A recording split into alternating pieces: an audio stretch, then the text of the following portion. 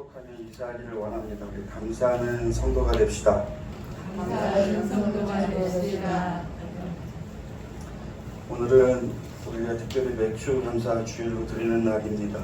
여러분들이 맥주 감사 주일의 좀 의미를 잘 알았으면 좋겠습니다. 많이 안타까운 것은 오늘날 한국교회 많은 교회들이 감사 주일에 대해서 점점 사라지고 있는 추세가 되었습니다.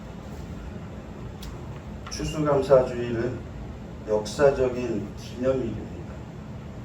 성경의 절기가 아니다 보니까 추수감사주일이 사라지기도 하고, 맥주감사절에 대해서도 우리가 점점 교회에서 드려지지 않는 그런 교회들이 많아지고 있습니다.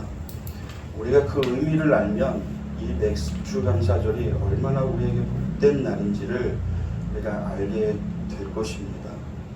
우리가 1년에 하나님 앞에 지켜야 되는 절기 중에 감사절기가 두 절기가 있죠. 그 하나가 오늘 지키는 천열매로 감사드리는 맥주감사절기고요. 또 하나는 우리가 11월 달에 모든 추수를 마치고 드리는 추수감사주일이 있습니다. 그런데 많은 교회와 교인들이 이 두 감사절기를 감사라고 하는 딱 그 한 단어에만 맞추어서 드리다 보니까 1년에 이 절기를 두 번이나 드릴 필요가 있느냐라고 하는 의미를 가지고 단 한 번을 선택하는 교회들이 많아지고 있다는 것입니다. 그런데 여러분, 감사라고 하는 이 단어의 공통된 단어만 바라보면 똑같은 절기가 아닌가 생각할 수도 있겠지만 그 의미는 정확하게 너무나도 다릅니다. 추수감사절은요, 하나님께서 우리에게 은혜를 베푸신 것에 대한 감사입니다. 그러니까 자꾸 우리는 받은 복을 세어보아라 라고 하는 찬송을 하죠. 내가 얼마나 많은 복을 많이 받았는가. 그리고 없으면 감사절기를 드리지 않아요. 맥주감사절은 다릅니다. 맥주감사절은요, 하나님께서 앞으로 우리에게 무엇을 행하겠다라고 하는 약속에 대한 감사입니다. 넉넉해 보이진 않지만 하나님께서 이제는 우리의 모든 삶을 책임져 주신다 라고 하는 감사죠. 근데 얼마만큼 책임져 주시느냐? 오늘 우리가 찬송가를 불렀잖아요. 너희는 무엇을 먹을까? 무엇을 마실까? 너희 몸을 위하여 무엇을 입을까 염려하지 마라 라고 말씀하셨어요. 여러분들에게 질문해 볼게요. 이 세상에 얼마나 많은 부자들이 있는지는 모르겠지만 매일매일 염려하지 않고 걱정하지 않을 만큼 부자인 사람을 보신 적 있으십니까?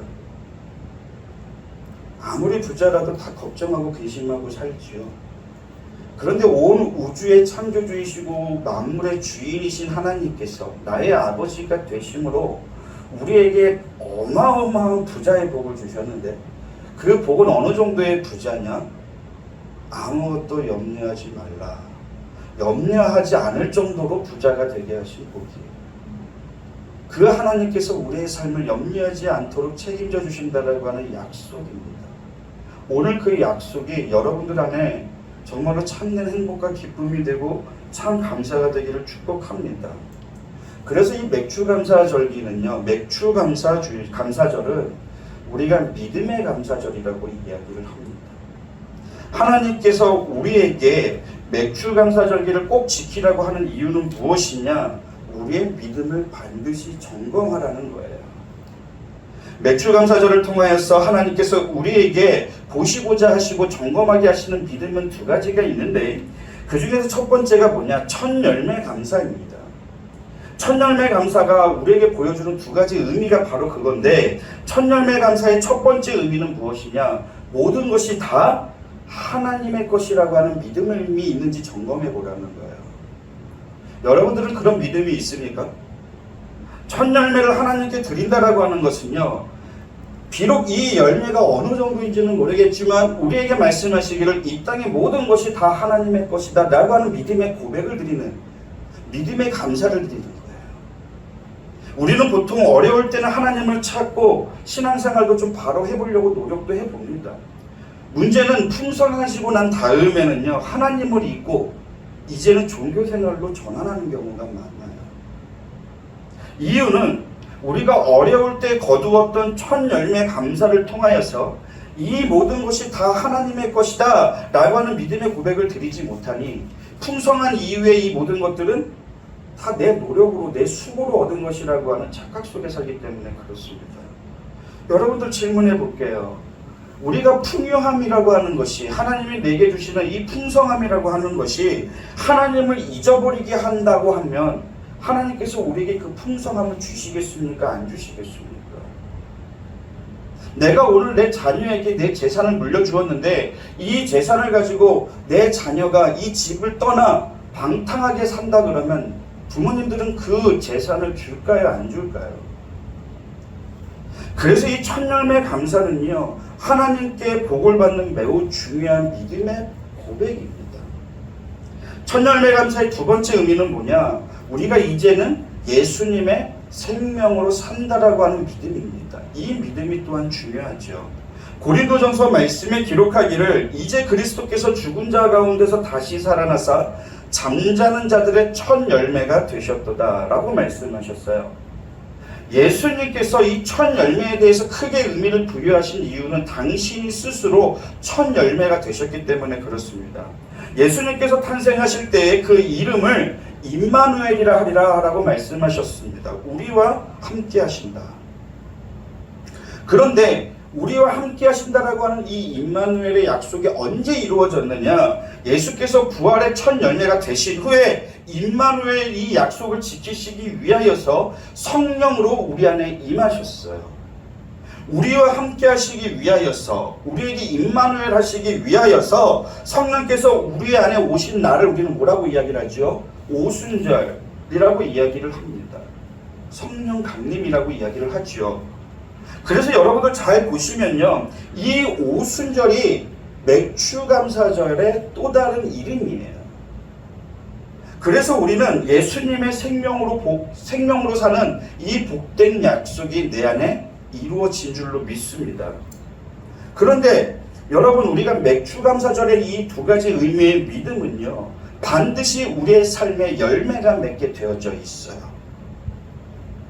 여러분들이 성경을 믿음으로 본다면 반드시 이 성경은 내 안에서 열매가 맺어지는 역사가 일어날 줄로 믿습니다. 우리가 정말로 하나님이 믿어지고 하나님의 사랑이 믿어지고 하나님께서 우리와 함께 하신다는 것이 믿어지면 당연한 거예요. 내 삶이 변하지 않을 수가 없는 거예요. 옛말에 이런 이야기 있죠. 들어보셨을 겁니다. 아내 말을 잘 들으면 자다가도 떡이 생긴다. 들어보셨어요? 아내라고 이야기를 했지만 이것을 표현을 많이 바꾸기도 합니다. 부모 말을 들으면 자다가도 떡이 떨어진다. 참 이렇게 인용을 많이 하죠. 언제 이런 말을 씁니까? 의미는 똑같잖아요. 나보다 지혜로우면서 나보다 경험이 많으면서 또 나를 사랑하는 사람이 나를 위하여서 정말로 나를 사랑하는 마음으로 나에게 어떠한 말을 해준다면 그 말만 잘 들어도 너는 자다가도 그냥 떡이 떨어져. 그냥 앉아서 그냥 받아 먹어. 뭐 이런 의미들이 있잖아요. 똑같아요. 하나님이 믿어지잖아요. 하나님의 사랑이 믿어지고 또 모든 것이 다 하나님의 것이고 또 하나님이 나를 위해서 사시고 그 하나님이 나를 위해 나와 함께 사신다라고 하는 이 믿음이 분명하다면 여러분들 그냥 누워 자다가도 하나님의 복이 내 안에 임한다는 뜻이죠. 그분이 시키는 대로 해서 그분 말씀대로 해서 잘 안 될 일이 있겠습니까, 여러분? 여전히 그 믿음이 확신하지 않으니까 말씀대로 못 사는 거예요. 하나님을 믿는다고 하면서도 내가 말씀대로 살지 못하고 그래서 내 삶에 변화가 일어나지 않는다면 저는 여러분들에게 오늘 이 시간 단호하게 말씀드립니다. 믿음 없는 겁니다. 그러면 우리의 삶에 어떤 변화가 있어야 우리가 하나님을 잘 믿는 것이냐? 내 삶의 모든 것이 다 하나님의 것이라고 하는 것이 믿어지고 예수님께서 성령으로 나와 함께 하시고 임마누엘 하신다라고 하는 게 믿어지면 우리 마음에 어떤 변화가 일어나느냐 한번 따라 합시다. 평강이 임합니다. 우리 마음에 두려움과 염려가 사라지는 거예요. 그 다음부터는 사라지는 거예요. 오늘 내 어머니가 제게 말씀하기를, 한 목사, 아무것도 두려워하지 마, 염려하지 마, 내가 하라는 대로만 해 라고 단 한마디만 해주신다면 나는 마음이, 두려움이 사라질 것 같아요. 나보다 지혜가 있으시고 경험이 많으시고 나보다 더 이 땅을 많이 사시고 풍요하시고 믿음이 있으시고 내가 그렇게 신뢰한다면, 그렇지, 그러면 그런 어머니께서는 내게 아무것도 걱정하지 마, 이게 내 삶이 얼마나 평안함이 될까요? 근데 자녀들이 자라면서 교만해지는 게 뭐냐면 믿어지지 않아. 지금 시대가 어떤데 엄마 말을 들어요. 내가 더 잘 벌어요. 내가 더 건강해요. 라고 하는 이 교만한 마음 하나가 생기기 시작하면 그 다음부터는 어머니의 말씀이 그렇게 내 마음에 다가오지 않죠. 그러니까 우리가 하나님이 믿어지면, 살아계시고 나와 함께 하시고 풍요하시고 온 만물의 주인이심이 믿어지면 당연히 그분의 말씀 가운데 우리 안에는, 따라합시다, 평안이 임합니다. 예수님께서 말씀하신 거예요. 요한복음 14장 1절에 너희는 마음에 근심하지 말라. 또 말씀하셨습니다. 평안을 너희에게 끼치노니 곧 나의 평안을 너희에게 주노라. 내가 너희에게 주는 것은 세상이 주는 것과 같지 아니하니라. 너희는 마음에 근심도 말고 두려워하지도 말라. 오늘 여러분들에게 참 평안의 복이 임하게 되기를 축복합니다. 하나님을 믿는다고 우리가 이 시간에 있지만 마음에 평안이 없다면 여러분들 다시 여러분들을 점검해 보셔야 돼요. 내 안에 믿음이 없구나. 오늘 말씀에도 이야기를 합니다. 15절에 그리스도의 평강이, 내 평강이 아니라니까요. 그리스도의 평강이 너희 마음을 주장하게 하라. 이게 무슨 말이에요?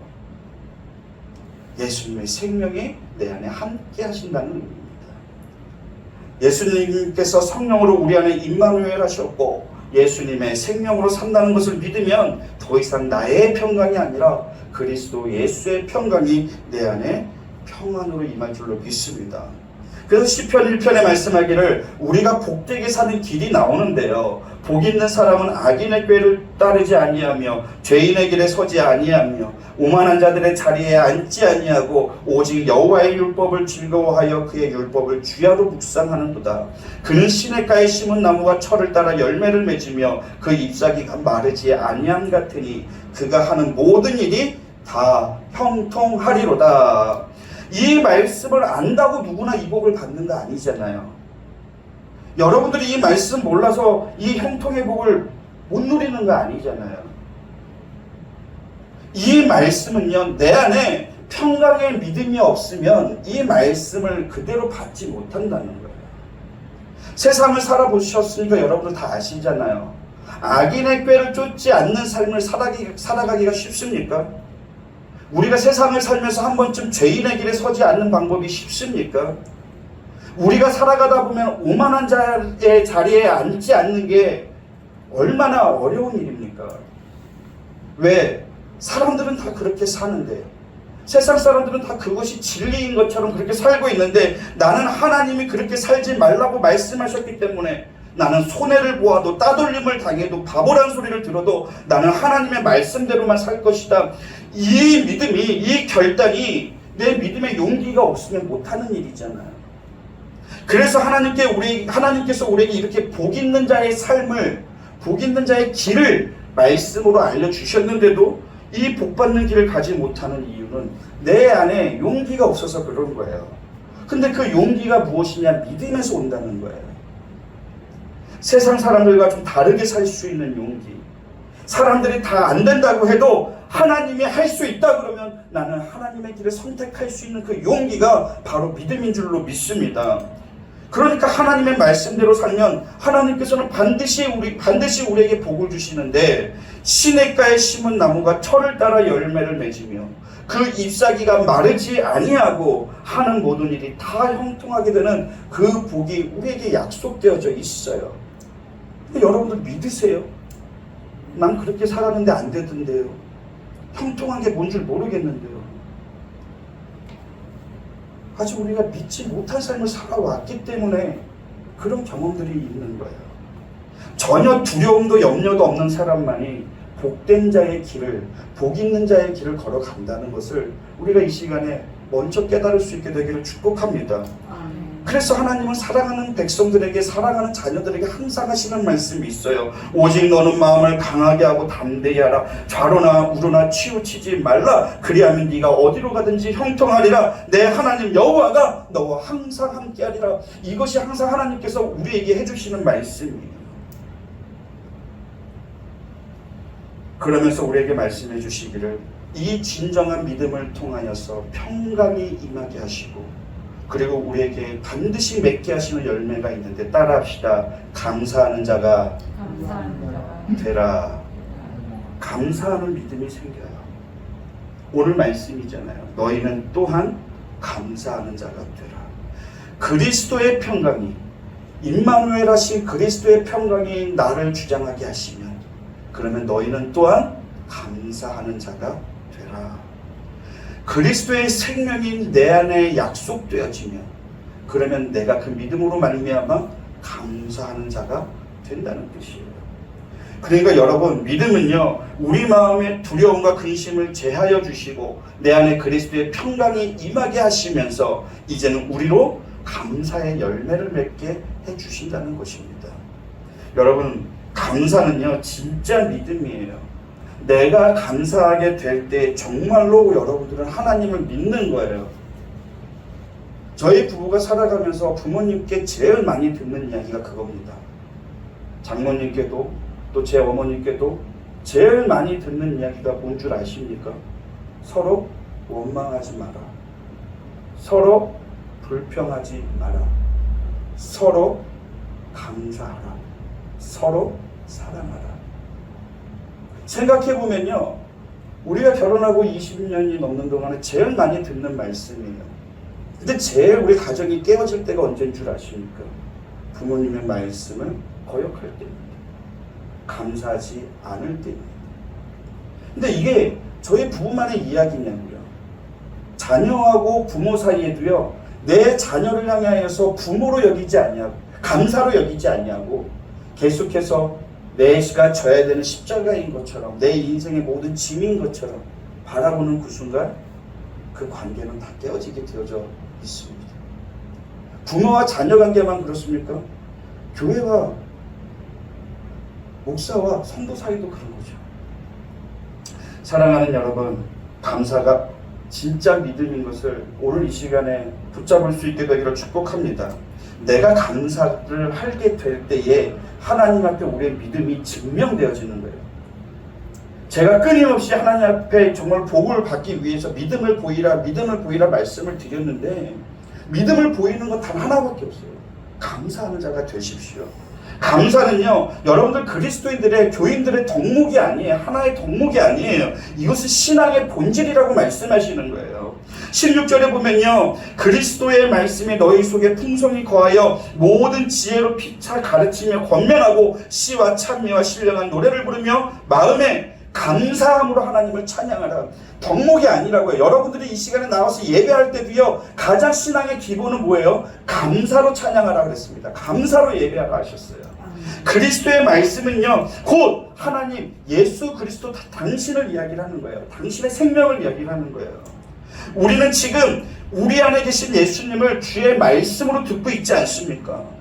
눈으로 보이지도 않고 손으로 만져지지도 않는데 말씀으로 우리 안에 계신 예수님을 우리가 알 수 있고 만난다는 거예요. 그것을 우리가 만나게 되면 우리는 감사하는 자가 될 수밖에 없어요. 저도요, 고등학교 때 청소년 제자 수련회 가가지고 그곳에서 예수님을 처음 만난 것 같아요. 그때 방언도 받고요. 저는 그때 정말 예수님을 처음으로 인격적으로 만났거든요. 그런데 여러분, 하나님을 물론 교회는 다녔지만 예수님을 만난다고 할 때 제가 어떻게 만났겠어요? 수련회 가서 무엇으로 만났겠어요? 말씀을 듣다가 만나는 거잖아요. 여러분들도 다 예수님 만나셨을 겁니다. 만나셨죠? 만나신 거 맞죠? 그 뭘로 만나셨어요? 그냥 갑자기 팍 꿈과 같이 만나셨습니까? 다 처음에 우리는 말씀으로 예수님이 누군지를 알게 되고 기도하는 중에 또 말씀을 떠올리는 중에 예수님을 만나지 않습니까? 사랑하는 여러분, 성도의 감사는요, 우리가 주의 말씀을 통하여 복음을 정확히 깨닫고 성령님을 체험하게 되고 그래서 함께 하시는 그 예수님을 만날 때 비로소 우리 안에 생기는 게 감사예요. 그래서 신앙의 본질은요, 감사로부터 시작되는 거예요. 세례를 받으셨잖아요. 처음에 예수님을 영접하고 세례를 받을 때도 그것은 감사의 고백으로부터 시작되는 거예요. 그러므로 감사가 없는 사람은요, 아직도 분명한 믿음을 갖지 못한 것입니다. 우리 주 예수 그리스도의 십자가 은혜와 사랑을 나는 아직도 체험하지 못한 거예요. 중세시대 때, 제 이야기가 아닙니다. 중세시대 때 기록을 보면요, 수도원이라고 하는 곳에서 제자 양육을 할 때에 중심적으로 교육하는 내용이 하나가 있어요. 역사적으로 기록된 책들이에요. 여러분, 수도원이 어떤 곳이에요? 세상과 단절하고 그곳에서 오직 기도하고 수련하고 말씀 보고 기도하는, 하나님을 만나는 곳 아닙니까? 그러면 그곳이 어떤 곳 같아요? 감옥 같잖아요. 그래서 수도원에서 가장 중요하게 가르치는 제자 양육의 내용이 뭐냐면 감옥과 수도원의 차이를 가르쳐요. 여러분들은 그 차이를 아시겠습니까? 수도원이나 감옥이나 외부와 차단되어져 있고 한번 들어가면 나오기가 어렵고 자유함이 없어요. 그래서 겉으로 보면요, 나 꼭 감옥에 갇힌 것 같아요. 그런데 차이가 있어요. 뭐냐? 수도원이라고 하는 곳은요, 하나님의 말씀이 있고 하나님이 계시고 감사가 있고 찬양이 있고 예배가 있어서 그곳은 천국이라고 불려져요. 그런데 감옥은 원망이 있고 탄식이 있고 후회가 있고 불평이 있고 원망이 있어서 늘 지옥 같다고 이야기를 해요. 그러므로 수도원이지만 감사가 없으면 그곳은 지옥하고 똑같다. 감옥이라 할지라도 하나님께 감사와 찬양을 드릴 수 있다면 그곳은 천국과 똑같다. 이것을 보여준 사람이 바로 사도 바울이잖아요. 감옥에 갇혀서 그들은 하나님이 늘 함께 계시기 때문에 그곳에서 찬양을 올려드린 그곳이 천국이었잖아요. 요셉도 욥도 다 그랬잖아요. 사랑하는 여러분, 우리의 가정도 그래요. 교회도 그래요. 똑같아요. 직장도 마찬가지예요. 불평하고 불만하고 탄식하고 원망하면 그곳이 지옥 같은 곳이에요. 감사가 있고 찬송이 있고 하나님의 말씀이 풍성하면 천국 같은 곳이에요. 내가 예수님을 구주로 영접했다는 것, 그것은 내가 이제는 천국을 산다는 뜻 아닙니까? 그러면 뭐가 있어야지 천국이에요? 감사와 찬양이 있어야 천국이죠. 사랑하는 여러분, 맥주절의 감사는요, 우리가 바로 이와 같이 믿음으로 하나님께 감사하는 것이고 믿음으로 드리는 이 감사를 하나님은 가장 큰 영광으로 받아주세요. 그래서 이 맥주절기를 여러분들 그냥 지나쳐서는 안 돼요. 시편 50편에 말씀합니다. 감사로 제사를 드리는 자가 나를 영화롭게 하나니 그 행위를 옳게 하는 자에게 내가 하나님의 구원을 보이리라. 우리가 하나님께 믿음의 감사를 드릴 때에 하나님께서는 가장 기뻐하시고 가장 영화로운 예배로 받아주셔서 그 자들에게 복을 주시겠다.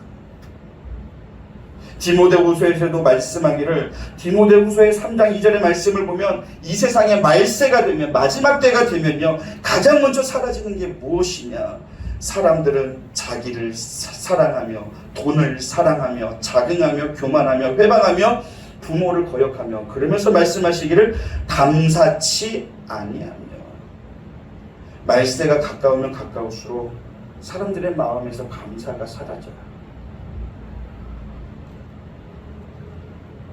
어때요? 감사가 사라진다고요?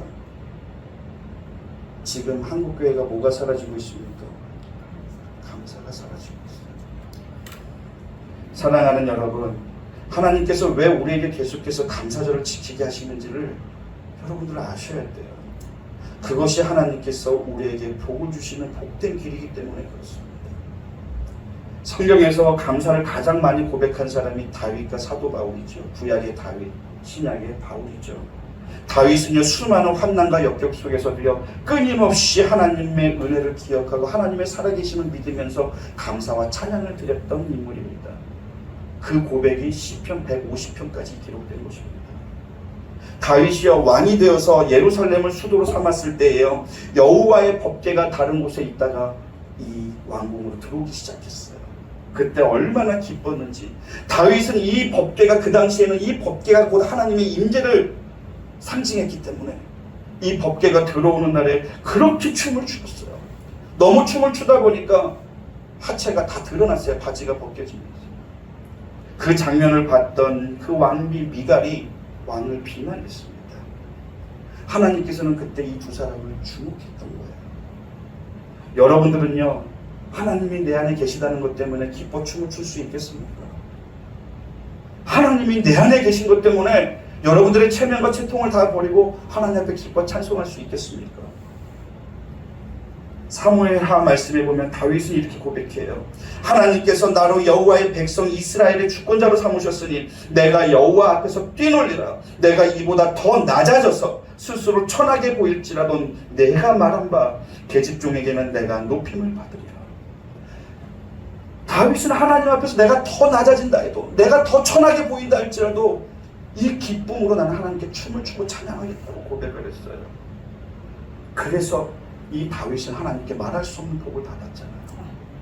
그런데 이 세상 체면 때문에 하나님 앞에서 감사했던 다윗을 비난한 이 미갈은요, 평생에 자식 없는 여인이 되었어요. 사도 바울도 그랬잖아요. 그의 생애를 보면요, 정말로 단 하나 저는 그 길을 걸어가고 싶지 않다니까요. 사도 바울의 인생은요, 보세요. 늘 가난했고요, 굶주렸고요, 고통으로 항상 점철되었고요, 일생을 나그네로 살았고 감옥에 갇혀서 살았어요. 고린도서 12장에 보면요, 바울에게는 치명적인 질병도 있었어요. 그는 평생 독신으로 살았어요. 그에게는 쉴만한 가정도 없었어요. 그럼에도 그는 계속해서 복음 전하기 위해서 그 고통스러운 길을 걷고 걸었어요. 말씀이 그렇습니다. 내게 옥에 갇히기도 하고 매도 수없이 맞고 죽을 뻔도 하고 유대인들에게 40에 하나 뺀 그런 매를 5번이나 맞고 3번이나 태장으로 맞고 돌도 맞고 파손도 하고 끊임없이 위험을 당하면서 그렇게 헐벗었다고 기록하고 있어요. 그는 정말로 감사할 수가 없잖아요.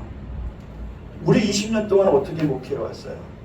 끊임없이 배고프고 끊임없이 지치고 끊임없이 고난하고 광야 같고 이런 사람들을 끊임없이 살아오는 이 상황에 어떻게 감사가 일어나요? 이 마지막 편지를 쓰는 것도 사도 바울은 어떤 별장에서 쓴 게 아니에요. 마지막 좋은 곳에서 쓴 게 아니에요. 로마의 감옥에 갇혀서 이 편지를 쓰고 있어요. 그런데도 사도 바울은 너무 감사했어요. 17절에 무엇을 하든지 말이나 일이나 다 주 예수의 이름으로 하고 그를 힘입어 하나님 아버지께 감사하라. 그를 힘입어. 사도 바울은 자기와 지금도 함께 계시는 임마누엘 하시는 그 예수님을 향한 믿음 때문에 그는 감옥에 있든지 수도원에 있든지 고생스러운 길에 있든지 언제나 함께 계시는 그 예수님을 믿었기 때문에 그는 늘 찬양과 감사를 억누를 수가 없었다는 것입니다.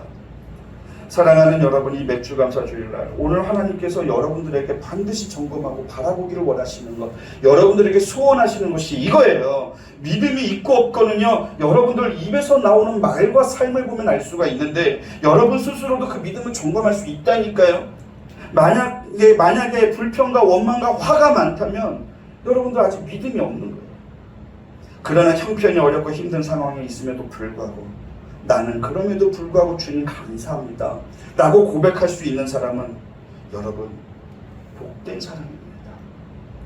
그래서 여러분들 자녀들 이미 다 결혼하셨겠지만 또 찾으시는 분도 있겠지만 여러분 주변에 어떤 사람을 가까이 둬야 되느냐, 여러분들 그 입술 속에서 감사하는 자가 있다면 여러분 절대 놓치지 마세요. 여러분 주변에 끊임없이 사람을 모략하고 불평하고 원망하는 사람들이 있다면 귀를 막으시고 멀리하세요. 아쉬워하지도 마세요.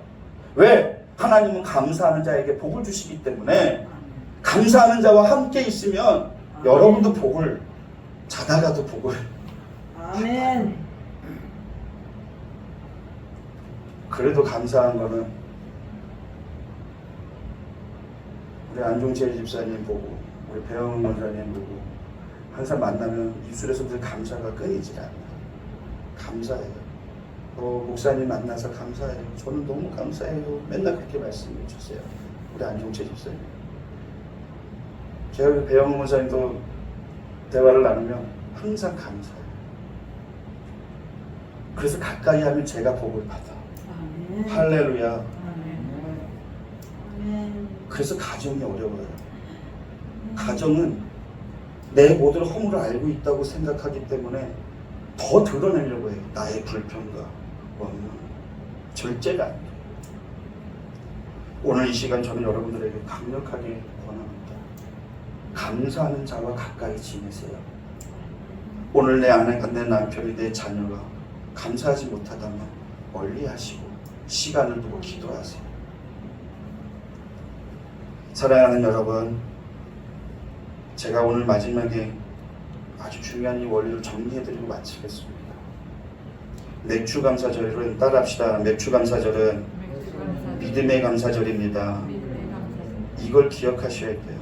맥주감사주일은요, 첫 열매를 추수하고 이 첫 열매를 취하는 게 아니라 이 첫 열매를 하나님께 온전히 드리는 감사절이에요. 믿음의 감사절. 여러분들 생각을 해보세요. 40년 광야 생활을 했어요. 매일같이 뭘 먹었습니까? 만나만 먹었어요. 그 만나 솔직히 우리가 안 먹어봐서 어떤 맛인지 모르겠지만 아무리 맛있는 거라도 매일 아침 저녁으로 40년을 먹으면 그게 맛있겠습니까? 그리고 나서 약속의 땅, 축복의 땅에 들어갔더니 자기 손에 다 거두는 첫 열매가 있었어요. 이삭 곡식들이 잡혔어요. 얼마나 먹고 싶겠어요. 이것으로 얼마나 많은 음식들을 조리해서 먹을 수 있어요. 그때 하나님께서 말씀하세요. 매추절을 지키라. 이는 내가 수고하여 밭에 뿌린 것의 첫 열매를 거두느니라. 첫 열매를 드린다. 정말 웬만한 믿음 가지고는 할 수가 없어요. 얼마나 많은 유혹과 얼마나 많은 마음의 갈등과 얼마나 마음의 욕심이 생겼겠어요. 이 첫 것을 드리라고 하는 것은 너희가 정말로 하나님의 이 모든 게 하나님의 것이라고 하는 것을 믿는지를 보시겠다는 하나님의 요청이세요. 딱 맞는 말은 아니지만 적절한 사자성어가 있어요. 저는 이게 갑자기 생각이 나더라고요. 여러분, 소탐대실이라고 하는 말을 들어보셨습니까? 뭐죠? 작은 것을 탐내다가 큰 것을 잃는다는 뜻이죠. 단기적인 이익에 집착해서 장기적인 손해를 본다는 뜻이거든요. 지금 당장 이 첫 열매가 얼마나 먹고 싶은지 모르겠지만 이게 얼마나 또 보잘것없겠어요. 얼마나 작아요. 첫 열매를 드리지 못하면 풍성한 추수의 복을 놓친다는 거예요. 내가 무엇을 받았기 때문에 하나님께 바치는 것은 추수감사절이지만 하나님께서 내게 주신 이 첫 열매를 드리고 하나님께서 앞으로 내게 풍성한 복을 베푸실 것을 믿고 하나님께 드리는 것은 믿음의 감사입니다. 맥주감사절이 있어야 추수감사절도 있고 맥주감사절도 드리고 추수감사주일도 드려야 되는 거예요. 솔로몬은 이야기를 합니다. 내 재산과 내 소산의 처음 익은 열매로 여호와를 공경하라. 그리하면 내 창고가 가득히 차고 내 집틀에 새 포도즙이 넘치리라. 처음 익은 거 하나님께 드려. 그러면 하나님이 다 가득하게 채워주실 거예요. 하나님께서 복을 주시는 중요한 원리랍니다. 로덴나무교회에서 10년 동안 한결같이 드린 말씀이 뭡니까? 제발 먼저 하나님께 믿음을 보여드려야 하나님은 역사하실 수가 있어요. 믿음을 보이라고요. 추수감사절은요, 믿음을 보인 성도들에게 약속하신 하나님의 은혜예요. 그래서 우리는 당연한 감사예요. 구원받은 사람은 모두 추수의 은혜를 받은 줄로 믿습니다. 그런데 여기에 놀라운 영적인 원리가 있어요. 하나님은요, 놀라운 일을 하기 전에 믿음을 먼저 보이라고 하셨지만 그 믿음 뒤에 또 뭐가 있어요. 뭔 줄 아십니까? 먼저 하나님의 약속이 있어요. 하나님은 우리에게 약속을 먼저 해주시고 우리가 그 약속에 대한 믿음을 보이면 그 약속이 이루어지는 게 영적인 원리라고 제가 끊임없이 말씀드렸습니다. 그리고 그 믿음을 통하여서 이 약속이 이루어진다는 게 원리라고요. 하나님은 온 인류를 구원하여 주실 것을 계획하셨어요. 우리와 그 언약을 하셨어요. 맺어주셨어요. 그 언약의 징표가 무엇이냐? 부활의 첫 열매 되신 그 예수님께서 성령으로 우리 안에 임하신 게 하나님께서 우리에게 인치셨다고 이야기를 했어요. 약속을 하시고 계약서를 내미시고 성령으로 오늘 우리에게 도장을 찍으셨어요. 그런데 여러분, 언약이라고 하는 건 쌍방으로 이루어지는 거잖아요.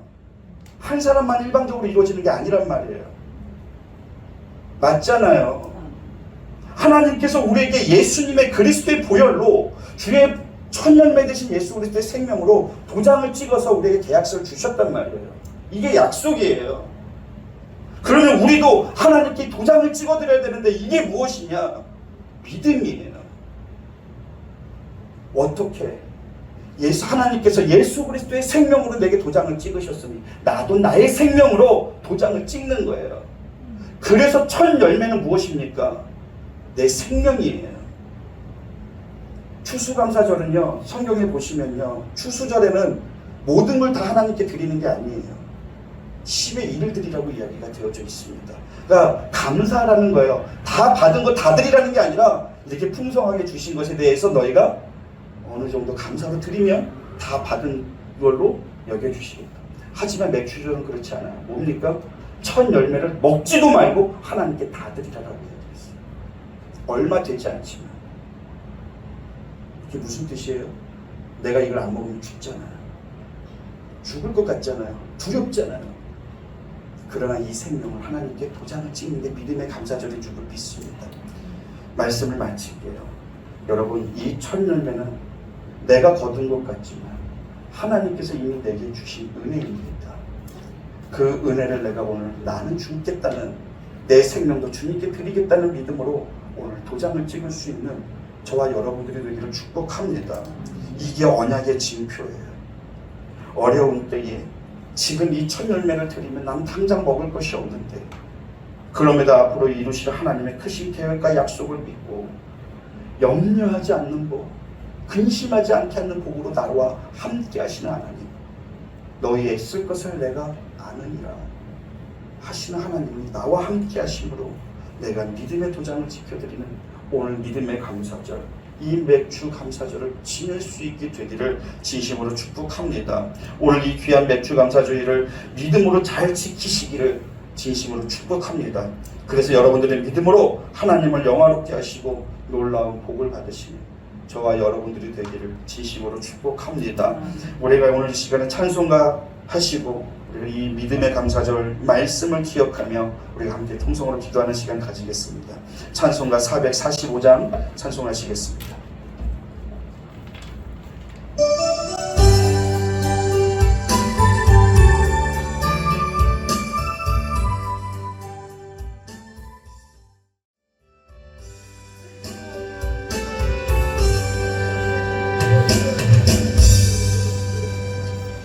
주님, 매주 감사주일은 믿음이 없어서 감사를 드리지 못하고, 이 추수감사절은 내 안에 만족함이 없어서 감사를 드리지 못합니다. 감사가 없는 저희들의 삶에 어찌 주의 복이 임할 수 있겠습니까? 주의 복이 없는 삶은 늘 염려와 근심이고 병든 영혼의 한숨으로 하루하루를 지치게 살아가고 있습니다. 오늘 저희들의 믿음을 통하여 일하시는 주님, 우리가 이 시간 믿음으로 주님 앞에 서기를 소원합니다. 그리스도의 평강으로 저희들의 마음을 주장하여 주시고 믿음의 감사로 주님의 약속을 이루시는 이 놀라운 일들을 저희도 보게 하여 주시옵소서.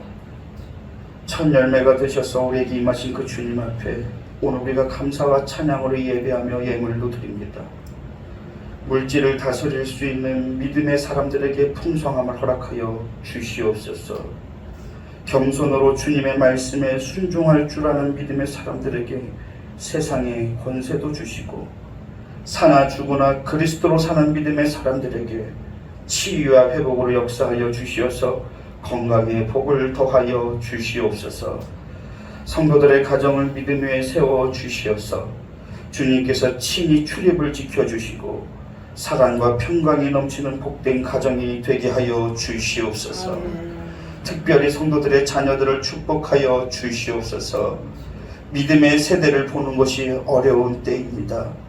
주님 다시 오심의 증거가 되지 않게 하여 주시옵소서. 주님 다시 오실 날을 예비하며 주의 길을 준비하는 믿음의 세대가 되게 하여 주시옵소서.